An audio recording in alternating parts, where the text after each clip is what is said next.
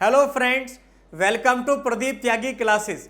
दोस्तों, आज हम एक नया सब्जेक्ट शुरू करने जा रहे हैं जिसका नाम है कॉस्ट अकाउंटिंग और इसमें हम पढ़ेंगे फर्स्ट चैप्टर जिसका नाम है मटेरियल। और इस चैप्टर में न केवल हम इस चैप्टर के बेसिक कॉन्सेप्ट को कवर करेंगे बट ऑल्सो कुछ इंपॉर्टेंट क्वेश्चन भी कवर करने जा रहे हैं जो कि आपके एग्जामिनेशन पॉइंट ऑफ व्यू से बहुत बहुत बहुत इंपॉर्टेंट है। इसलिए आप इस प्लेलिस्ट की सभी वीडियोस को जरूर देखें और पूरा देखें। और अगर आपसे कोई वीडियो स्किप हो गई है तो इस वीडियो के डिस्क्रिप्शन बॉक्स में पूरी प्लेलिस्ट का लिंक दिया हुआ है, वहां जाकर के आप उस वीडियो को देख सकते हैं। और अगर आपने अभी तक हमारे चैनल को सब्सक्राइब नहीं किया है तो उसको सब्सक्राइब कर लें और बेल आइकन को प्रेस करना ना भूलें। आइए अब बिना किसी देरी के स्टार्ट करते हैं मटेरियल।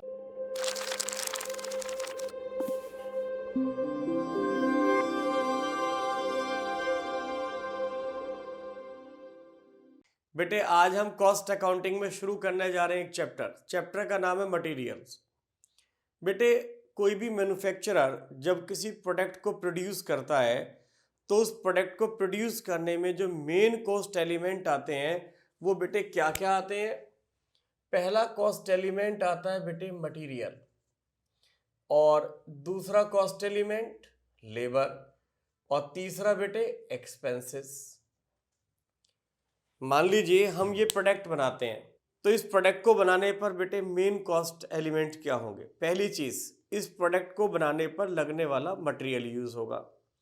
दूसरी बात बेटे, जो वर्कर इस प्रोडक्ट को बना रहे हैं उन वर्कर को वेजेस का पेमेंट करेंगे। और इसके अलावा बेटे फैक्ट्री में और भी खर्चे हो सकते हैं प्रोडक्ट को बनाने के लिए। तो हमारे मेन जो कॉस्ट एलिमेंट है वो क्या है बेटा, मटेरियल, लेबर और एक्सपेंसेस।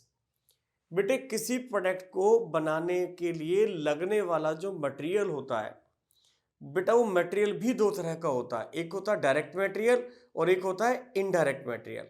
नंबर 1 डायरेक्ट मटेरियल और नंबर 2 होता है बेटे इनडायरेक्ट मटेरियल। ये डायरेक्ट मटेरियल क्या होता है, इनडायरेक्ट मटेरियल क्या होता है।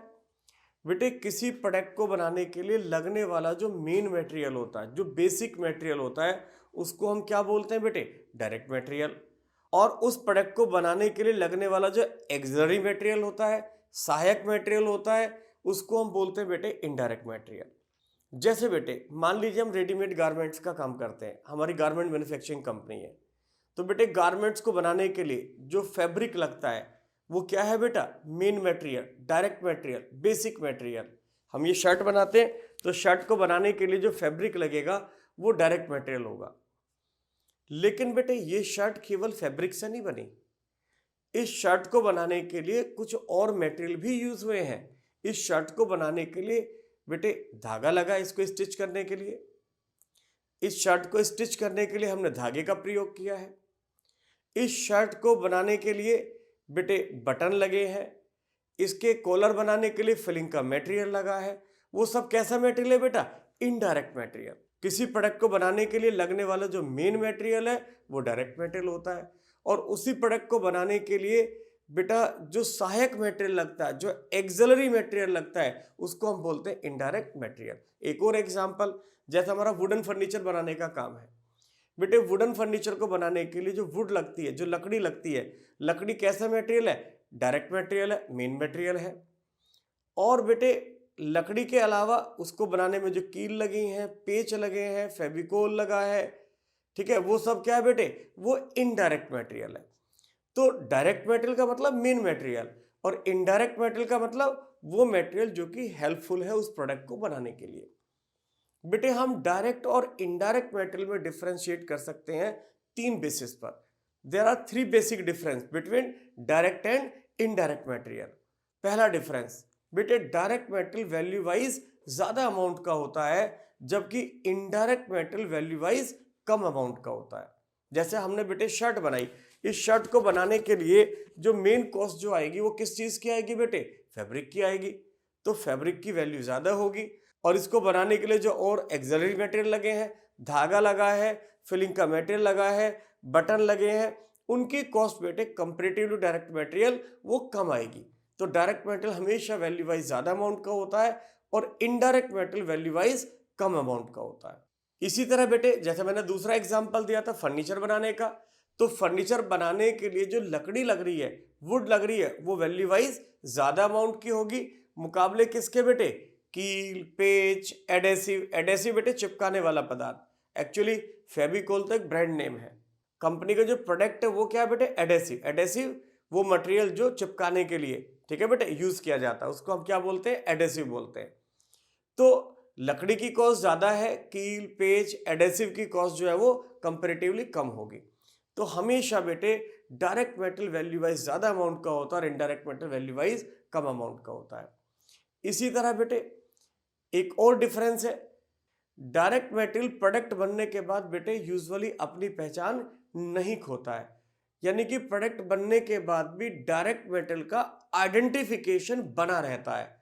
हम प्रोडक्ट बनने के बाद भी उसको पहचान सकते हैं, चेक कर सकते हैं। जैसे बेटे हमने गारमेंट्स बनाए, हमने शर्ट बनाई, शर्ट बनने के बाद भी हम देख करके बता सकते हैं कि इसके अंदर किस क्वालिटी का फैब्रिक यूज हुआ है, ठीक है बेटे। फर्नीचर बनने के बाद भी हम बता सकते हैं कि फर्नीचर में किस क्वालिटी की वुड का यूज हुआ, लकड़ी का प्रयोग हुआ, हम देख करके बता सकते हैं कि टीक का फर्नीचर है या ये शीशम का फर्नीचर है या ये रोज वुड का फर्नीचर है, हम देख करके बता सकते हैं उसको। उसकी आइडेंटिफिकेशन खत्म नहीं होती यूजुअली, आमतौर पे बेटा कंपल्सरी नहीं है ये, लेकिन यूजुअली आइडेंटिफिकेशन खत्म नहीं होती। जैसे हम बुक प्रिंट कर रहे हैं, तो बेटे बुक को प्रिंट करने के लिए मेन मटेरियल क्या, पेपर। प्रोडक्ट बनने के बाद भी पेपर की आइडेंटिफिकेशन खत्म नहीं होती, हम बुक के पेपर को देख करके बता सकते हैं कि इसमें किस क्वालिटी का पेपर इस्तेमाल हुआ होगा। क्लियर मेरी बात यानी। लेकिन बेटे ये बात 100% कंडीशन में ठीक नहीं बैठती कि डायरेक्ट मेटेरियल की आइडेंटिफिकेशन खत्म नहीं होती। यूजुअली ऐसा होता है, लेकिन हमेशा ऐसा हो ऐसा जरूरी नहीं है। एक जैसे मैं आपको एग्जांपल देता हूँ बेटे, हम कंस्ट्रक्शन का काम करते हैं। अब कंस्ट्रक्शन, बिल्डिंग कंस्ट्रक्शन काम में मेन मटेरियल क्या है, ब्रिक्स है, सीमेंट है, कंक्रीट है। लेकिन जब बेटे एक बार बिल्डिंग बन करके तैयार हो जाती है, व्हाइट वॉश वगैरह हो जाता है उसके ऊपर, क्या हम बता सकते हैं कि इस बिल्डिंग को बनाने के लिए सीमेंट कौन सी क्वालिटी का यूज हुआ होगा? क्या हम बता सकते हैं ब्रिक कौन सी लगी होगी? क्योंकि उसकी आइडेंटिफिकेशन खत्म हो जाती है। तो जो मैंने आपको सेकंड डिफरेंस बताया कि डायरेक्ट मेटल की आइडेंटिफिकेशन खत्म नहीं होती है, जबकि इनडायरेक्ट मेटल की आइडेंटिफिकेशन खत्म हो जाती है, ये बेटा 100% केसेस में ठीक नहीं होता। इसलिए मैं बार बार क्या बोलता हूं, यूजुअली डायरेक्ट मेटल की पहचान खत्म नहीं होती है, जबकि इनडायरेक्ट मेटल की पहचान खत्म हो जाती है। इनडायरेक्ट की खत्म हो जाती है। जैसे शर्ट बनने के बाद अब अगर हम ये देखना चाहें इसको स्टिच करने के लिए कौन सी क्वालिटी का धागा लगा है, हम नहीं बता सकते। हम अगर ये देखना चाहें कि फिलिंग का कौन सा मटेरियल लगा, हम नहीं बता सकते। फर्नीचर बनने के बाद अगर हमें देखना चाहे एडहेसिव कौन सी क्वालिटी का लगा है, कील पेच कौन सी क्वालिटी की लगी, उनकी आइडेंटिफिकेशन खत्म हो जाती है। तो डायरेक्ट मेटल की नहीं होती, इनडायरेक्ट मेटल की आइडेंटिफिकेशन खत्म हो जाती है। तीसरा रीजन बेटे, डायरेक्ट मेटल को हम डायरेक्टली चार्ज कर सकते हैं उन प्रोडक्ट से जिन प्रोडक्ट के लिए उसको यूज किया गया है, जबकि इनडायरेक्ट मेटेरियल को डायरेक्टली किसी पर्टिकुलर प्रोडक्ट से चार्ज नहीं किया जा सकता, उसको बाद में हमें बांटना पड़ता, अपोर्शन करना पड़ता। कैसे, जरा देखिए बेटे, मेरी रेडीमेड गारमेंट्स की फैक्ट्री है, ठीक है बेटा, मैं शर्ट बनाता हूँ, मैं बेटा ट्राउजर्स बनाता हूँ, मैं जीन्स बनाता हूँ, ठीक है बेटे। तो मैं कपड़े के थान को, कपड़े के रोल को देख करके बता दूंगा ये जो फैब्रिक है ये तो भाई शर्ट का, इसको शर्ट से चार्ज करो। ये फैब्रिक ट्राउजर का है, इसको ट्राउजर से चार्ज करो। ये हमारा जीन्स का फैब्रिक है, इसको जीन्स से चार्ज करो। तो उसमें इस तरह की कोई दिक्कत ही नहीं आती, जिस भी प्रोडक्ट से रिलेटेड है मटेरियल, उस प्रोडक्ट से उसको चार्ज कर लिया जाता है। लेकिन बेटे जो एक्सिलरी मटेरियल है, जो सहायक मटेरियल है, जैसे धागा, तो धागे में क्या होता है बेटे, कलर अगर मैच हो गया तो उसी धागे से शर्ट स्टिच हो जाती है, उसी से ट्राउजर स्टिच हो जाता है, उसी से जीन्स स्टिच हो जाती है। ये फिलिंग का मटेरियल है, उसी फिलिंग के मटेरियल से शर्ट का कॉलर तैयार हो जाता है, उसी फिलिंग के मटेरियल से ट्राउजर का बेल्ट तैयार हो जाती है। तो सब जगह बेटे वही मटेरियल कॉमनली यूज हो जाता है, सब जगह वही मटेरियल कॉमनली यूज हो जाता है, ठीक है। तो उसको बेटे हम आइडेंटिफाई नहीं कर पाते किसी प्रोडक्ट से, और हम उसे पर्टिकुलर प्रोडक्ट से चार्ज नहीं कर पाते, जबकि डायरेक्ट मटेरियल को पर्टिकुलर प्रोडक्ट से चार्ज किया जा सकता है। क्लियर मेरी बात यानी। तो ये थे बेटे तीन बेसिक डिफरेंस डायरेक्ट और इनडायरेक्ट मटेरियल में। बेटे इस चैप्टर में हम क्या पढ़ने जा रहे हैं, मेटल के चैप्टर में। बेटे इसमें हम पढ़ने जा रहे हैं मेटल की कॉस्ट को कैसे कंट्रोल किया जाए। ठीक है बेटे, जरा समझिए। बेटे हर एक मैन्युफैक्चरर ये चाहेगा कि उसकी कॉस्ट कंट्रोल रहे, कॉस्ट कम से कम आए, क्योंकि अगर कॉस्ट कम होगी तभी उसका प्रॉफिट ज़्यादा होगा। My point is clear. भाई प्रॉफिट अगर ज़्यादा कमाना है तो कॉस्ट कम आनी चाहिए। कॉस्ट कम कब आएंगी? जब हम कॉस्ट को कंट्रोल करेंगे। ठीक है बेटे, और कॉस्ट कब कंट्रोल होंगी? जब हम कॉस्ट के हर एक एलिमेंट को कंट्रोल करें। ठीक है बेटे, कॉस्ट एलिमेंट क्या क्या बताया मैंने आपको? Material, labour, expensive. तो बेटे जब मेटल की कॉस्ट कंट्रोल रहेंगी, लेबर कॉस्ट कंट्रोल रहेंगी, एक्सपेंसेस कंट्रोल में होंगे, तब हमारी कॉस्ट कम आएगी। ठीक है बेटे, और जब कॉस्ट कम आएगी तो हमारा प्रॉफिट ज्यादा होगा। My point is clear. तो इस चैप्टर में हम सीखना जा रहे हैं कि मटेरियल की कॉस्ट को कैसे कंट्रोल किया जाए, चाहे वो डायरेक्ट मटेरियल हो या फिर वो इनडायरेक्ट मटेरियल हो। हम मटेरियल की कॉस्ट को कैसे कंट्रोल करें? बेटे मेटल की कॉस्ट को कंट्रोल करने के लिए 3 स्टेजेस होती हैं। जैसे पहली स्टेज खरीदते समय। ठीक है बेटे, अगर हम खरीदते समय कुछ चीज़ों का ध्यान रखें तो उससे हम काफ़ी हद तक मेटल की कॉस्ट को कंट्रोल कर सकते हैं। दूसरी स्टेज आती है बेटे स्टोरेज के समय। ऐसी स्टोरेज के समय हम कुछ बातों को ध्यान रखेंगे तो भी हम मेटल की कॉस्ट को काफ़ी हद तक कंट्रोल कर सकते हैं। फिर तीसरी स्टेज आती है बेटे इशू के समय। तो बेटे हम सीखने जा रहे हैं कि खरीदते समय किन बातों का ध्यान रखें ताकि हम मेटल की कॉस्ट को कंट्रोल कर सकें। ठीक है बेटे, एग्जाम्पल के तौर पर बेटे मेरे यहाँ एक रॉ मटेरियल का इस्तेमाल किया जाता है और ये जो रॉ मटेरियल है वो बेटा यूज होता है 10,000 kg। एक साल के अंदर मैं 10,000 kg रॉ मटेरियल यूज करता हूँ। ठीक है बेटे, अब ये जो 10,000 kg रॉ मटेरियल है इसको खरीदने के मेरे पास बहुत सारे ऑप्शंस हैं। जैसे पहला ऑप्शन कि मैं 10 का 10,000 kg रॉ मटेरियल एक ही बार में खरीद लूँ। दूसरा ऑप्शन मैं 5-5 हजार किलो करके क्या कर सकता हूं बेटे, 2 बार में इस मेटल को खरीद लूं। ठीक है, 2 बार में मंगा लूं, एक बार 5,000 किलो फिर दूसरी बार फिर 5,000 किलो। या फिर बेटे मैं 2500 किलो करके इस मेटल को 4 बार में खरीद सकता हूं, या मैं 2-2 हजार किलो करके इस मेटल को 5 बार में खरीद सकता हूं, या हजार किलो करके मैं इसको 10 बार में खरीद सकता हूं। यानी कि मेरे पास बेटे मल्टीपल ऑप्शंस हैं इस मेटल को खरीदने के। बात यह आती है बेटे कि मैं एक बार में कितना मेटल खरीदूं। ठीक है बेटे, देखो बेटे होता क्या है, अगर हम ज्यादा क्वांटिटी में माल खरीद लेते हैं, मान लीजिए हमने सारा माल इकट्ठा खरीद लिया, एक साथ खरीद लिया, तो सारा माल इकट्ठा खरीदने से क्या होगा बेटे, हमारे यहाँ माल के रख रखाव की लागतें, ठीक है बेटे, वो ज्यादा आएंगी। माल के रख रखाव की लागतों को हम बोलते हैं बेटे कॉस्ट ऑफ होल्डिंग। क्या आएंगे बेटे? कॉस्ट ऑफ होल्डिंग हमारी ज्यादा आ जाएंगी। कॉस्ट ऑफ होल्डिंग कहिए या फिर इनको कैरिंग कॉस्ट कहिए, गुड्स को कैरी करने की कॉस्ट, मेटल को कैरी करने की कॉस्ट। क्लियर? तो अगर हम ज्यादा माल खरीदते हैं, इकट्ठा माल खरीदते हैं, तो हमारी बेटे कैरिंग कॉस्ट यानी कि होल्डिंग कॉस्ट ज्यादा आने की वजह से हमारी टोटल कॉस्ट ज्यादा आती है। क्लियर मेरी बात या नहीं? कैसे जरा समझिए बेटे, होल्डिंग कॉस्ट में कौन कौन सी कॉस्ट आती है? बेटा होल्डिंग कॉस्ट में आती है जैसे हमारी स्टोरेज की कॉस्ट, जैसे गोडाउन का किराया भी। अगर हमने 10,000 किलो माल एक ही बार में खरीद लिया तो हमें बड़े गोडाउन की जरूरत पड़ेगी। हमें इतना बड़ा गोडाउन चाहिए कि जो एक ही साथ 10,000 किलो गुड्स को कैरी करने की कैपेसिटी रखता हो। और बड़ा गोडाउन होगा तो बेटे हमें रेंट भी ज्यादा देना पड़ेगा। जबकि अगर मान लीजिए हम 2-2 हजार किलो करके खरीद रहे हैं तो फिर हमारा छोटे गोडाउन से काम चल जाएगा, कम स्पेस चाहिए भाई। 2,000 किलो गुड्स को कैरी करने वाला स्पेस हमारे लिए सफिशिएंट होगा, और जब छोटा स्पेस होगा तो हमें रेंट भी कम देना पड़ेगा। क्लियर मेरी बात या नहीं? तो अगर हम ज्यादा माल खरीदते हैं तो बड़ा गोडाउन और गोडाउन का रेंट ज्यादा देना पड़ेगा, it is cost of holding. दूसरा इंश्योरेंस की कॉस्ट।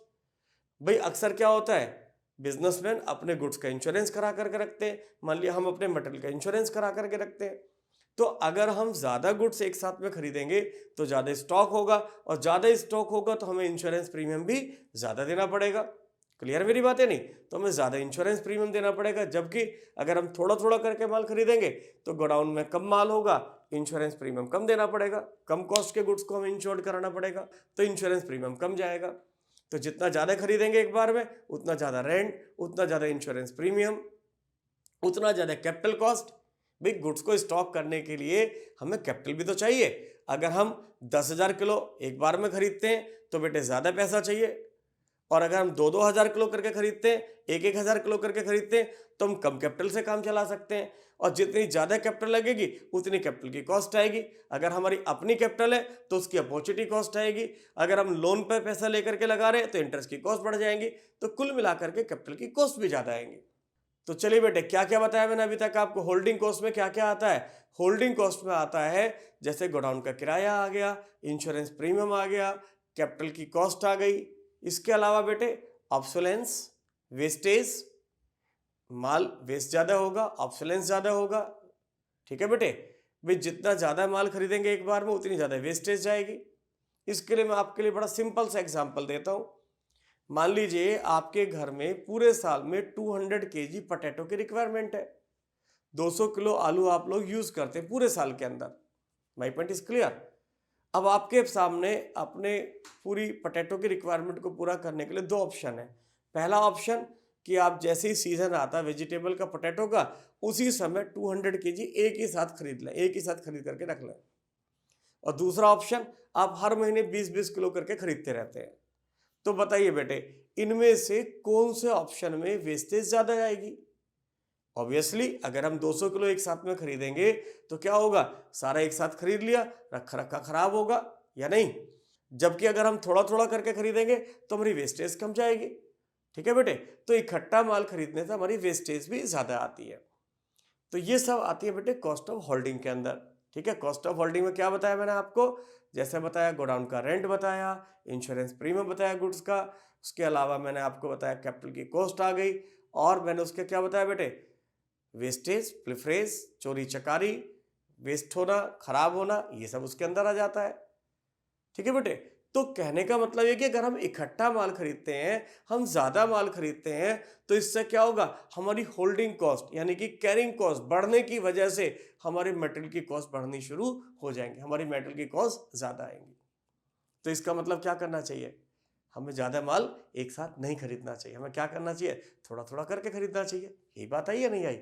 लेकिन बेटे अगर हम बहुत थोड़ा थोड़ा करके माल खरीदते तो भी हमारे लिए नुकसानदायक होगा, क्योंकि अगर हम थोड़ा थोड़ा करके माल खरीदेंगे तो हमें बार बार माल मंगाना पड़ेगा। मान लीजिए हम 1000 किलो करके खरीद रहे, तो बेटे अगर हम 10,000 किलो करके खरीद रहे होते तो एक ही बार में काम हो जाता। 1000 किलो करके खरीदेंगे तो क्या होगा, 10 बार खरीदना पड़ेगा, और जितने बार हम माल खरीदेंगे उतने बार ही हमें बेटे माल के खरीदने पर, प्रिक्योर करने पर, ऑर्डर देने पर कुछ ना कुछ खर्चा करना पड़ता है। तो उस समय क्या होगी, ऑर्डरिंग कॉस्ट ज्यादा आएंगी, और ऑर्डरिंग कॉस्ट ज्यादा आने की वजह से हमारी टोटल कॉस्ट इंक्रीज हो जाएगी। ठीक है बेटे, ऑर्डरिंग कॉस्ट में क्या होता है, ऑर्डर को प्रोसेस करने की कॉस्ट, उसको फॉलोअप करने की कॉस्ट, अब जितने बार माल आएगा उतने बार के ट्रांसपोर्टेशन चार्जेस। मान लिया आपका गुड्स कुछ इस तरह का जिसकी क्वालिटी वगैरह टेस्ट करते हैं, क्वालिटी टेस्ट करेंगे, टेस्टिंग के खर्चे, क्लियर मेरी बात है नहीं, लोडिंग अनलोडिंग के खर्चे, ये सब किससे रिलेटेड बेटे, नंबर ऑफ ऑर्डर से। तो अगर नंबर ऑफ ऑर्डर ज्यादा होंगे तो हमारी बेटे ऑर्डरिंग कॉस्ट ज्यादा आएगी, और अगर नंबर ऑफ ऑर्डर कम होंगे तो हमारी ऑर्डरिंग कॉस्ट कम आएगी। तो बेटे यहाँ दिक्कत क्या है, हम मेटेरियल खरीदना चाहते हैं, इकट्ठा खरीदते हैं तो हमारी होल्डिंग कॉस्ट बढ़ जाती है, और होल्डिंग कॉस्ट बढ़ने की वजह से हमारी टोटल कॉस्ट इंक्रीज हो रही है। अगर हम बेटा थोड़ा थोड़ा करके माल खरीद रहे हैं तो हमारी क्या होगी बेटे, ऑर्डरिंग कॉस्ट बढ़ रही है, और ऑर्डरिंग कॉस्ट बढ़ने की वजह से हमारी टोटल कॉस्ट ज्यादा आ रही है। तो बात ये आती है बेटे, हमारे ऑर्डर का साइज क्या हो, हमारे ऑर्डर देने की क्वांटिटी क्या हो, लॉट साइज क्या हो। क्योंकि ज्यादा क्वांटिटी का ऑर्डर दे रहे हैं तो होल्डिंग कॉस्ट बढ़ रही है, और कम क्वांटिटी का ऑर्डर दे रहे हैं तो हमारी बेटे ऑर्डरिंग कॉस्ट बढ़ रही है।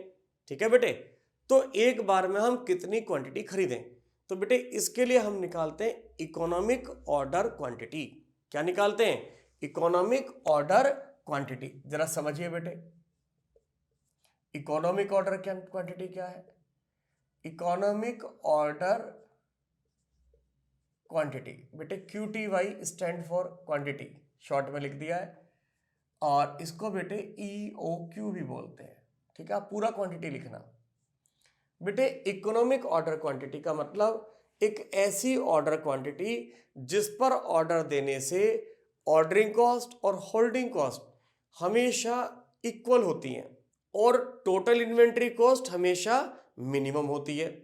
भी अगर हम इकोनॉमिक ऑर्डर क्वांटिटी के हिसाब से माल मंगाते हैं तो बेटा ऑर्डरिंग कॉस्ट, ये ऑर्डरिंग कॉस्ट है, होल्डिंग कॉस्ट, दोनों हमेशा इक्वल होंगे, ऑर्डरिंग होल्डिंग हमेशा इक्वल होंगी, और माल को मंगाने की टोटल कॉस्ट, जिसको हम बोलते हैं टोटल इन्वेंट्री कॉस्ट, वो टोटल इन्वेंट्री कॉस्ट बेटे हमेशा मिनिमम होगी।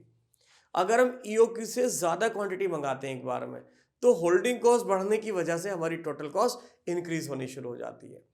और अगर हम ईओक्यू से कम माल मंगाते हैं तो बेटे क्या बढ़ती है, फिर ऑर्डरिंग कॉस्ट बढ़ेगी, और ऑर्डरिंग कॉस्ट बढ़ने की वजह से टोटल कॉस्ट हमारी इंक्रीज होनी शुरू हो जाती है। जबकि ईओक्यू पर ऑर्डरिंग और होल्डिंग दोनों बिल्कुल बराबर होती है और टोटल कॉस्ट हमारी बेटे हमेशा मिनिमम होती है। क्लियर मेरी बात? यानी अब ये इकोनॉमिक ऑर्डर क्वांटिटी निकालते कैसे हैं, आइए बेटे मैं आपको इसका फॉर्मूला बताने जा रहा हूं।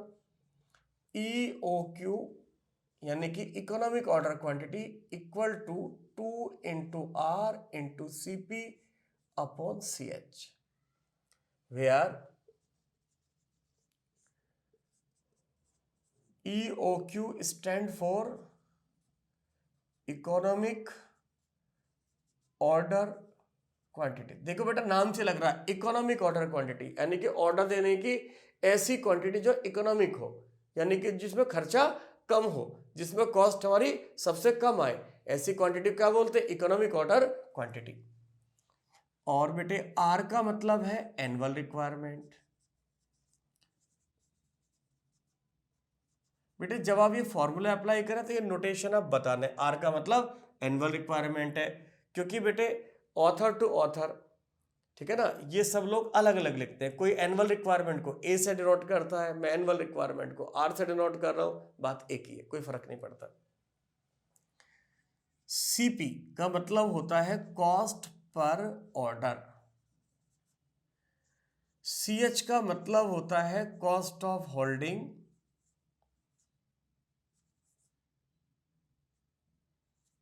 पर यूनिट पर एनम। बेटे EOQ stand for economic order quantity, R का मतलब है annual requirement, cost per order CP, CH cost of holding per unit, PU का मतलब पर यूनिट, एंड पीए का मतलब पर एनम, एक यूनिट के एक साल तक रख रखाव का खर्चा, यानी कि cost of holding per unit per annum. इसको बेटे हम कॉस्ट ऑफ होल्डिंग भी बोल सकते हैं, और इसको हम एक नाम और भी देते हैं, कैरिंग कॉस्ट, कैरिंग कॉस्ट पर यूनिट पर एनम। ठीक है बेटे, तो इकोनॉमिक ऑर्डर क्वांटिटी एक वो ऑर्डर क्वांटिटी है जिस पर ऑर्डर देने से ऑर्डरिंग कॉस्ट, होल्डिंग कॉस्ट हमेशा इक्वल होती हैं, टोटल इन्वेंट्री कॉस्ट हमेशा मिनिमम होती है। ईओक्यू से ज्यादा मंगाएंगे तो टोटल कॉस्ट बढ़नी शुरू हो जाएगी due to increase in holding cost, और ईओक्यू से कम मंगाएंगे तो भी टोटल कॉस्ट हमारी बढ़नी शुरू हो जाएगी due to increase in ordering cost, जबकि यहाँ पर हमारी कॉस्ट मिनिमम होती है। आइए बेटे मैं एक दो क्वेश्चन की हेल्प से आपको समझाता हूँ इकोनॉमिक ऑर्डर क्वांटिटी कैसे निकाला जाता है। चलिए बेटे एक क्वेश्चन करने जा रहे हैं। Calculate the economic order quantity from the following information, also state the number of order to be placed in a year.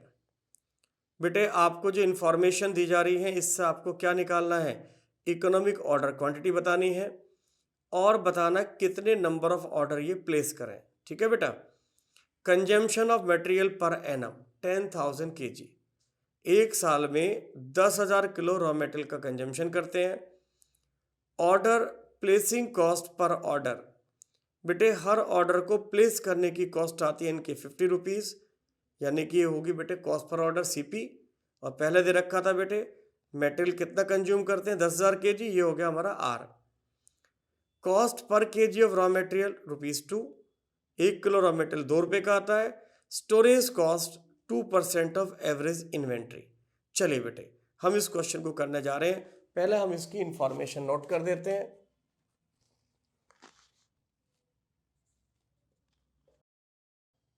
चलिए बेटे देखिए आर कितना है, आर है 10,000 kg। Order placing cost per order, यानी कि एक ऑर्डर को प्लेस करने की कॉस्ट, ये है बेटे सीपी, सीपी है 50, और मेटेरियल का प्राइस कितना है बेटे 2 रुपये। और स्टोरेज कॉस्ट बेटे ये होल्डिंग की कॉस्ट है, ये है 8% ऑन एवरेज इन्वेंट्री। ये बेटे एवरेज इन्वेंट्री क्या होती है अभी थोड़ी देर बाद आपको बताने जा रहा हूं मैं।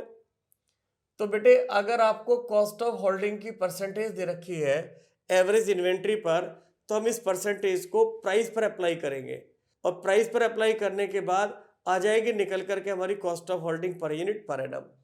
तो देखिए बेटा 2 रुपये हमारा प्राइस है प्रोडक्ट का और 2 रुपये का 8% यानी कि 16 पैसे। तो कितना हो गया बेटा, ये हो गया 16 पैसे पर यूनिट पर एनम इनकी कॉस्ट ऑफ होल्डिंग है। अब हमें क्या निकालना है बेटे, इकोनॉमिक ऑर्डर क्वांटिटी निकालनी है। तो कैसे निकालेंगे बेटे इकोनॉमिक ऑर्डर क्वांटिटी, अभी हमने फॉर्मूला पढ़ा था, ईओक्यू का फॉर्मूला क्या है 2 into R into C P upon C H. तो देखिए अंडर रूट 2 इंटू आर कितना है 10,000 kg इंटू सी पी कितना है 50 रुपये अपॉन सी एच है बेटा 0.16। चलिए इसको सॉल्व कर देते हैं। 2 इंटू 10,000 इंटू 50 डिवाइडेड बाई 0.16 और इसका ले लें हम अंडर रूट, तो ये आएगा 2,500 kg।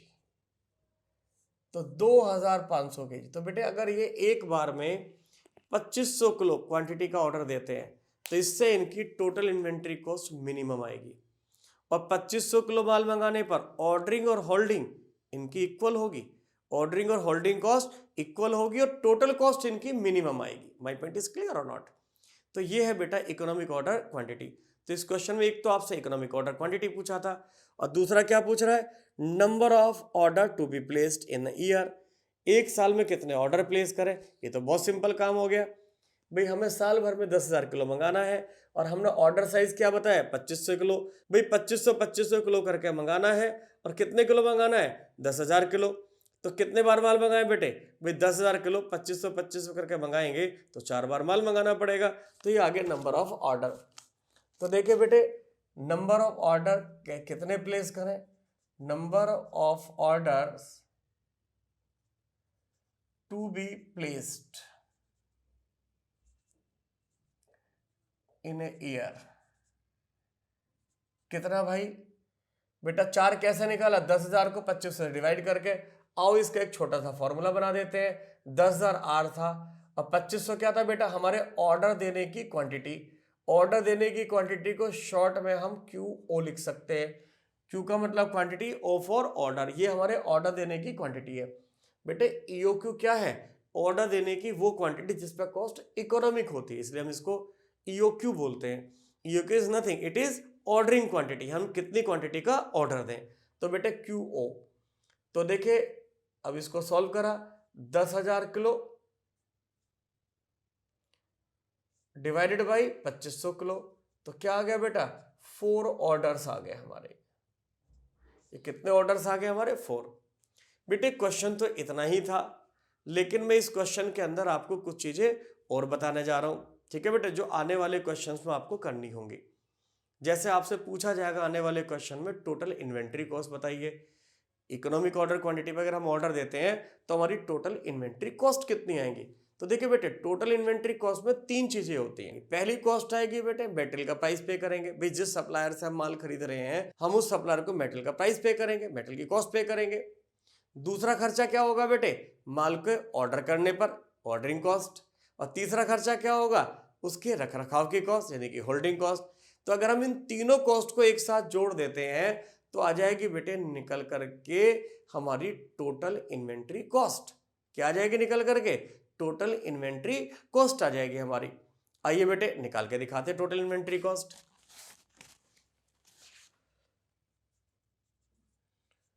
Total inventory cost that is TIC, short में TIC बोलते हैं इसको। तो पहला खर्चा क्या है बेटे, cost of material. Cost of material बेटे, कॉस्ट ऑफ मटेरियल कितना पे करेंगे, 10,000 किलो माल मंगा रहे हैं और 2 रुपए किलो। तो बेटे 10,000 किलो माल और 2 रुपए किलो। तो बेटे इसका फॉर्मूला बनाऊं तो कैसे बनेगा, R इंटू पी।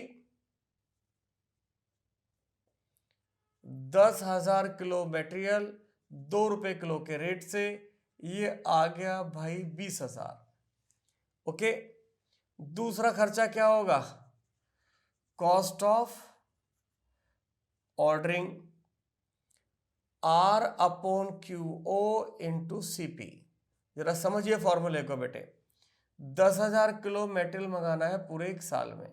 एक बार में कितना मंगा रहे हैं? 2500 किलो। भाई 10,000 किलो मंगा रहे हैं साल के अंदर, एक बार में 2500 किलो, तो 4 ऑर्डर प्लेस करेंगे। और 4 अगर ऑर्डर प्लेस कर रहे हैं और हर ऑर्डर पे कितना खर्चा है हमारा? 50 रुपये। तो 4 इंटू 50, तो बेटा 200 रुपये हमारा ऑर्डर देने पर खर्चा आ जाएगा। ठीक है, तो ये आ गई हमारी कॉस्ट ऑफ ऑर्डरिंग। तो इसके बाद बेटे आती है हमारी cost of holding. Cost of holding Q0 upon 2 into CH। बेटा Q0 बोलो QO बोलो एक ही बात है। वैसे QO होता है O for order, Q for quantity.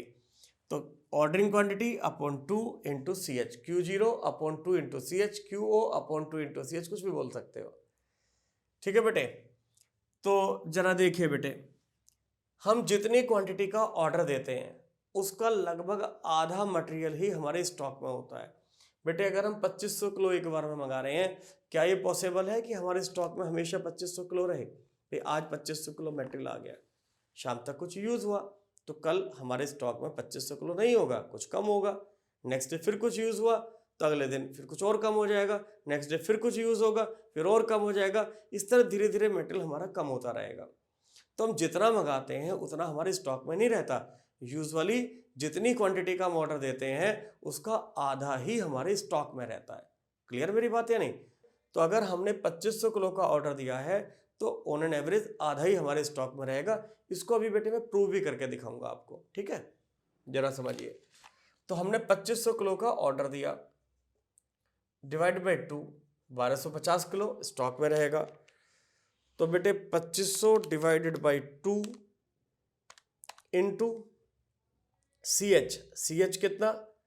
CH है हमारा बच्चू जी 0.16। तो ये आ गया बेटे हमारा कितना? 200। 0.16 इक्वल टू 200। तो देखिए बेटे 20,400। अगर हम बेटे EOQ पर ऑर्डर दे रहे हैं तो देखिए हमारी ऑर्डरिंग और होल्डिंग कॉस्ट बिल्कुल इक्वल है और टोटल कॉस्ट हमारी बेटे मिनिमम होगी। अगर हम EOQ से ज़्यादा माल मंगाएंगे तो क्या होगा? ये हमारी होल्डिंग कॉस्ट बढ़नी शुरू हो जाएगी और होल्डिंग कॉस्ट बढ़ने की वजह से हमारी टोटल कॉस्ट ज़्यादा आएगी। क्लियर मेरी बात या नहीं? और अगर हम EOQ से कम मंगाएंगे तो हमारी ऑर्डरिंग कॉस्ट बढ़नी शुरू हो जाएगी और ऑर्डरिंग कॉस्ट बढ़ने की वजह से हमारी टोटल कॉस्ट इंक्रीज हो जाएंगी, जबकि EOQ पर दोनों इक्वल होता है।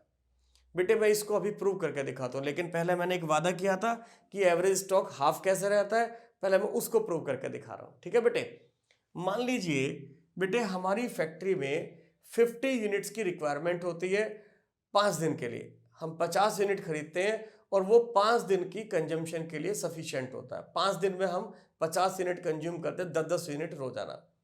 तो देखिए बेटे मान लो आज हमारी फैक्ट्री में सुबह सुबह कितना माल आया? 50 यूनिट्स आया। तो बेटे 50 यूनिट्स हमारी फैक्ट्री में आज आ गए, ये आज का ओपनिंग स्टॉक है। ठीक है बेटे, शाम तक 10 यूनिट कंज्यूम होने के बाद कितना बचेगा? 40 यूनिट्स। अगर 50 यूनिट ओपनिंग है और शाम तक 10 यूनिट कंज्यूम हो रही है तो शाम को क्लोजिंग स्टॉक 40। तो बेटे कल ओपनिंग कितना होगा? आज का क्लोजिंग। और शाम को कितना बचेगा? 10 कंज्यूम होने का, फिर 30। नेक्स्ट डे 30 ओपनिंग, 20 क्लोजिंग, फिर 20 ओपनिंग, 10 क्लोजिंग, फिर 10 ओपनिंग, 0 क्लोजिंग। तो अगर बेटे पहले दिन का हम एवरेज स्टॉक देखें, ओपनिंग 50 क्लोजिंग 40, दोनों को जोड़ के 2 से डिवाइड करा तो 45 kg। दूसरे दिन का अगर हम बेटे एवरेज स्टॉक देखें 40 + 30 70 डिवाइड बाई 2 यानी कि 35। पहले दिन का एवरेज स्टॉक 45, दूसरे दिन का एवरेज स्टॉक 35, फिर बेटे यहाँ एवरेज स्टॉक 25, फिर यहाँ एवरेज स्टॉक 15, फिर यहाँ 5। ये 5 दिन में बेटे आपके पास ये स्टॉक रहा। पहला दिन, दूसरा दिन, तीसरा दिन, चौथा दिन, 5वां दिन। अगर मैं इन 5 दिन का एवरेज निकालूं, अगर मैं इन 5 दिन का एवरेज निकालता हूं तो देखिए बेटे हमारा एवरेज कितना आएगा? 5 टाइम्स लिखा हुआ 25 हो गया, कैरी किया 2, 2 4 6, 3 9, 2 11 और 1 12, 125। 5 से डिवाइड कर दो 125 को। अगर हम 5 से डिवाइड कर देंगे तो यह जाएगा 25। तो देखो बेटे अगर मैं 50 यूनिट एक बार में मंगा रहा हूं और तो मेरे pass on an average stock कितना बचता है बेटा, 25 यूनिट्स। तो अगर फैक्ट्री में कंजम्पशन यूनिफॉर्म है, ठीक है बेटे, माल का कंजम्पशन यूनिफॉर्मली होता है, तो हम जितनी क्वांटिटी का ऑर्डर देते हैं उसका हाफ ही हमारे स्टॉक में बचता है, ठीक है बेटे। तो इसलिए मैंने क्या काम करा बेटे, यहां 2500 किलो का हम चूंकि ऑर्डर दे रहे थे, तो हमने क्या कहा कि 2500 किलो का अगर हम ऑर्डर देंगे तो उसका हाफ, 2500 किलो का हाफ यानी कि 1250 किलो हमारे स्टॉक में रहेगा ऑन एन एवरेज। और 1 यूनिट के रखरखाव का खर्चा 16 पैसे था, तो बेटे हमारी इतनी कॉस्ट आ गई। बेटे अभी मैंने थोड़ी देर पहले आपसे क्या कहा था कि लिखा दे रखा होता है कई बार कि cost of holding average inventory का 8% है। इसका मतलब ये होता है कि cost of holding average inventory की कॉस्ट का 8% है, ठीक है बेटे। तो देखो यहाँ यही काम हो रखा है, जैसे 2500 किलो हमने मंगाया, आधा स्टॉक में रहता है, तो 1250 kilo on an average stock में रहेगा, उसकी कॉस्ट 2 रुपये। भाई 2 रुपये किलो का माल आता है, भाई जितना मंगा रहे हैं उसका आधा स्टॉक में, तो 1250 kilo on an average stock में रहेगा, तो स्टॉक में कितना माल रहा, 1250 किलो।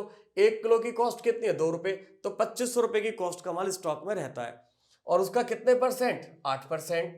तो अगर करोगे तो बेटा वही 200 आ जाएगा, यानी कि एवरेज स्टॉक की कॉस्ट का, एवरेज स्टॉक की कॉस्ट का 8%, ठीक है।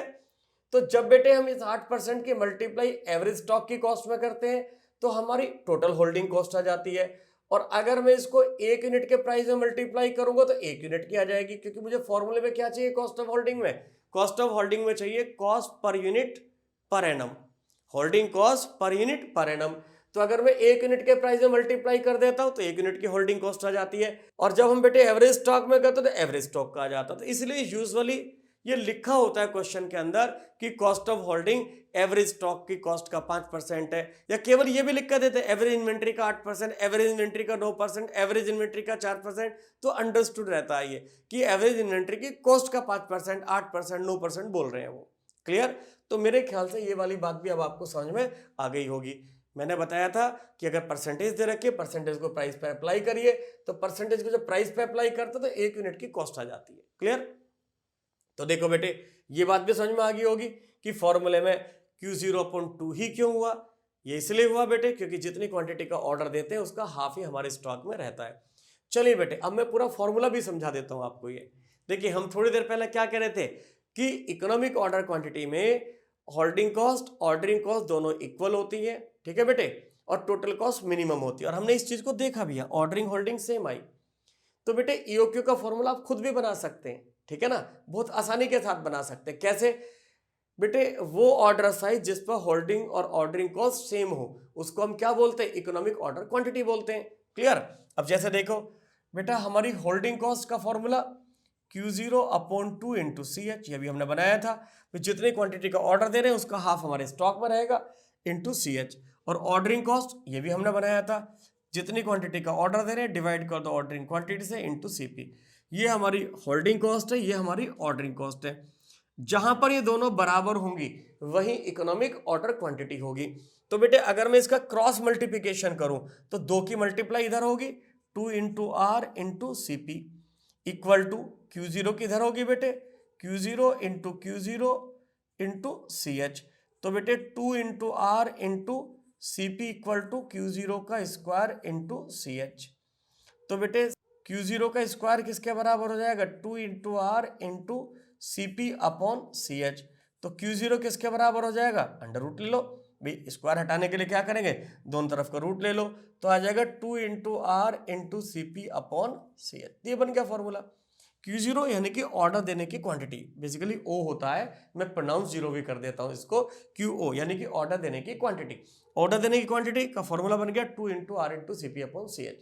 अब चूंकि इकोनॉमिक है तो इसलिए इसके साथ E और जोड़ दिया, EOQ हो गया ये, ठीक है बेटे, इकोनॉमिक ऑर्डर क्वांटिटी। बिल्कुल सिंपल है, ठीक है बेटे। तो मैं समझता हूं कि आपको इकोनॉमिक ऑर्डर क्वांटिटी का फॉर्मूला अच्छे से क्लियर हो गया होगा, आपको बात समझ में आ गई होगी। अब मैं 1-2 क्वेश्चन छोटे छोटे से आज और करूंगा, उसके बाद फिर हम क्लास को एंड करेंगे। चलिए बेटे करने जा रहे हैं एक और क्वेश्चन हम। Calculate economic order quantity and total inventory cost from the following. Annual usage 3600 units, ordering cost 1000 पर order. Purchase price 200, carrying cost 5%, capital cost 5%। ये बेटे होल्डिंग कॉस्ट का पार्ट है, रख रखाव पे 5% खर्चा कर रहे हैं और 5% इनको बेटे कैपिटल कॉस्ट आ रही है। ठीक है, चलिए करते हैं बेटे इस क्वेश्चन को। R annual requirement, annual requirement है हमारा 3600 यूनिट्स,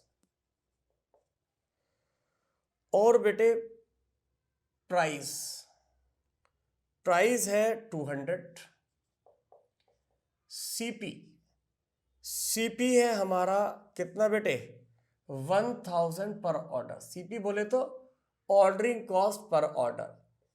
बेटे कॉस्ट ऑफ होल्डिंग यानी कि CH, इसमें क्या क्या है भाई, कैरिंग कॉस्ट है, ये है 5%, और कैपिटल कॉस्ट ये भी 5%, टोटल 10% हो गया बेटा। तो कितना आ जाएगा बेटा CH पर यूनिट, 200 रुपये प्राइस है और 10% यानी कि 20 रुपये पर यूनिट पर एनम। अब हम निकालते हैं बेटे इसमें economic order quantity, formula 2 into R into CP upon CH। 2 into R, what is R, R है 3600 इंटू CP, CP कितना है बेटे 1000, ठीक है बेटे, अपॉन CH, CH कितना, CH है 20। तो आइए बेटे इसको कैलकुलेट कर लेते हैं। 2 इंटू 3600 इंटू 1000 डिवाइडेड बाई 20, और जो आ गया उसका कर दो अंडर रूट। तो ये आ गई बेटे 600 यूनिट्स। तो इन्हें क्या करना चाहिए बेटे, एक बार में 600 यूनिट्स का ऑर्डर करना चाहिए ताकि इनकी कॉस्ट कम से कम आए।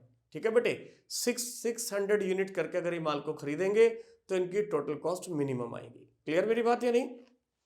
आइए बेटे अब टोटल इन्वेंट्री कॉस्ट निकालते हैं। टोटल इन्वेंट्री कॉस्ट यानी कि TIC। बेटे टोटल इन्वेंट्री कॉस्ट में 3 कॉस्ट कंपोनेंट है। पहला मेटेरियल का पैसा देना है, प्राइस, कॉस्ट ऑफ मटेरियल, दूसरा ऑर्डरिंग कॉस्ट, तीसरा होल्डिंग कॉस्ट। आइए पहले देखिए बेटे मेटेरियल के लिए कितना पैसा देंगे, कॉस्ट ऑफ मटेरियल भाई 3600 यूनिट खरीद रहे हैं, एक यूनिट 200 रुपए की आएगी, तो 3600 इंटू 200।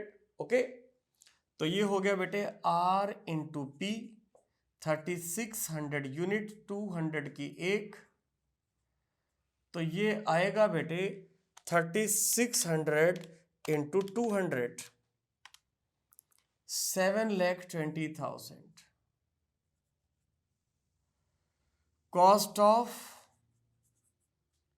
ऑर्डरिंग, ऑर्डर देने पे क्या कॉस्ट आएगी, R upon Q0 into CP। What is R, R है 3600, ऑर्डर साइज कितनी क्वांटिटी का 600, भाई 3600 मंगाना है एक साल में, एक बार में मंगा रहे हैं 600, तो क्या करेंगे बेटे 3600 को 600 से डिवाइड करा, 6 ऑर्डर आ गए और हर ऑर्डर पर 1000 रुपये खर्च करते हैं, तो ये आ गया बेटा 6000। अब देखिए बेटे कॉस्ट ऑफ होल्डिंग,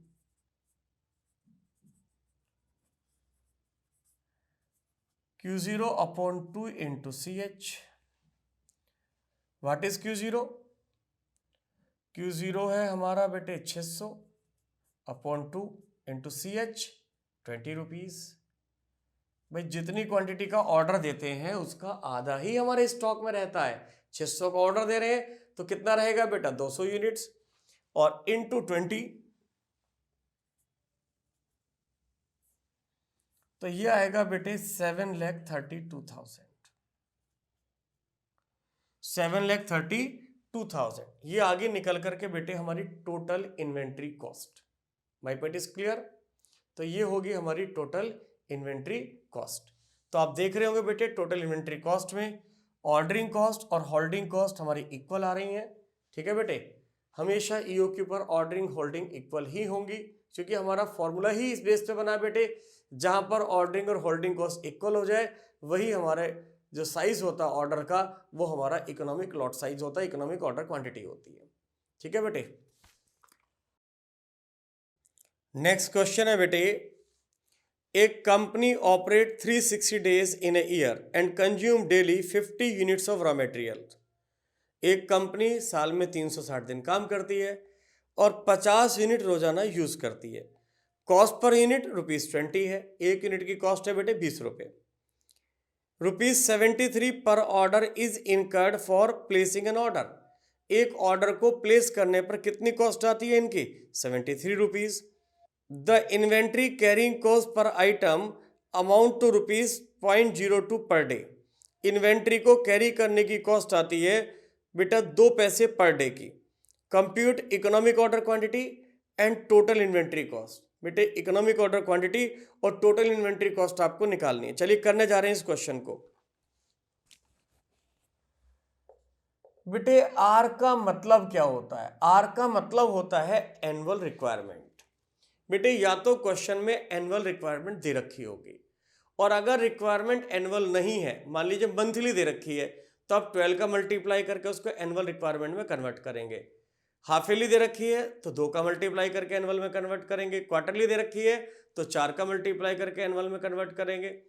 लेकिन यहां तो दे रखी है बेटे डेली, तो अगर डेली दे रखी है तो नंबर ऑफ डेज कितने? 360। तो 360 डेज इन्होंने काम किया, 50 यूनिट रोजाना कंज्यूम करी, तो 360 इंटू 50, तो बेटे ये एनुअल रिक्वायरमेंट आ जाएगी। तो ध्यान रखें, अगर रिक्वायरमेंट हमारी एनुअल ना हो तो उसमें एनुअल में कन्वर्ट करना ना भूलें, कभी ना भूलें इस बात को।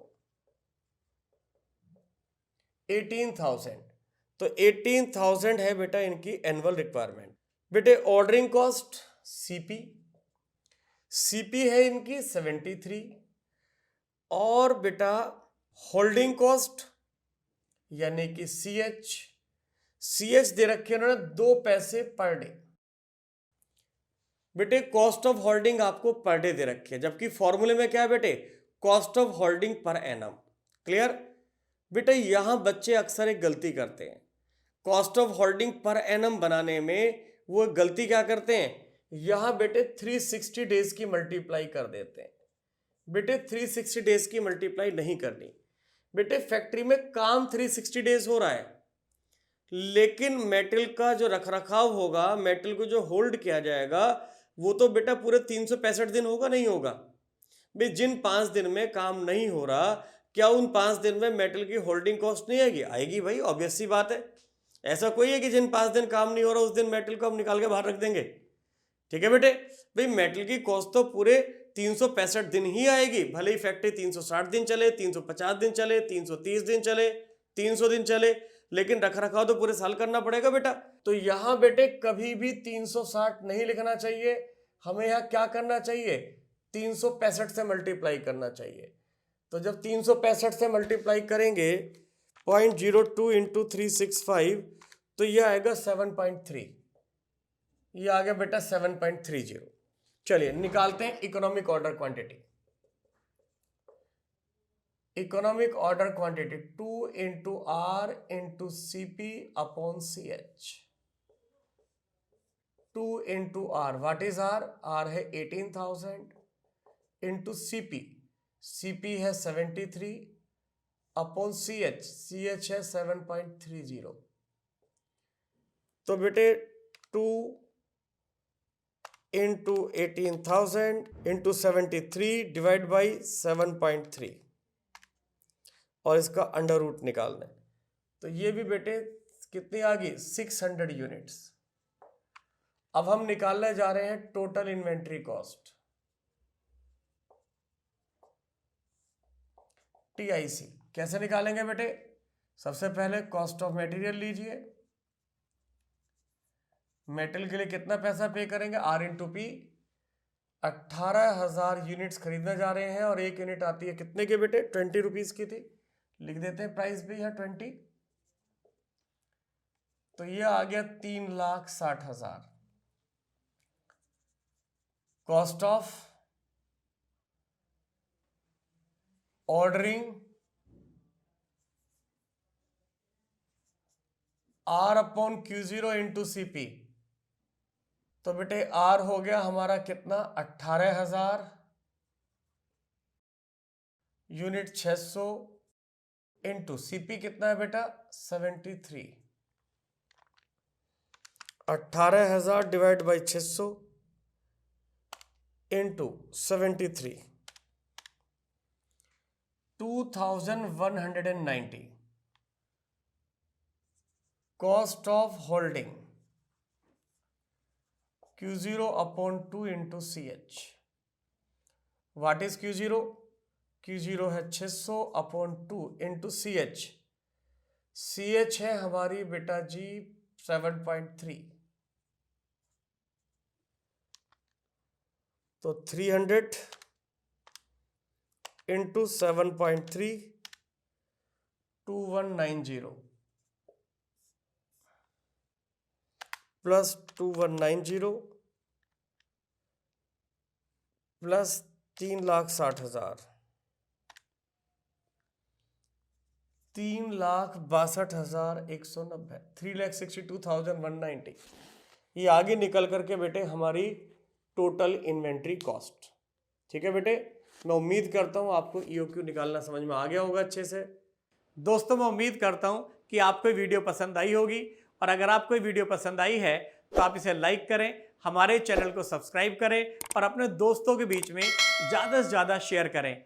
इस वीडियो के डिस्क्रिप्शन बॉक्स में हमारी एंड्रॉयड ऐप, iOS ऐप और वेब पोर्टल के लिंक गिवन है, जहां CA, BCom, MCom, BBA, MBA class 11th और 12th के कंप्लीट सिलेबस को कवर करते हुए हमारे कोर्सेज अवेलेबल हैं। वहां जाकर के आप अपना मनपसंद कोर्स खरीद सकते हैं। बहुत बहुत धन्यवाद।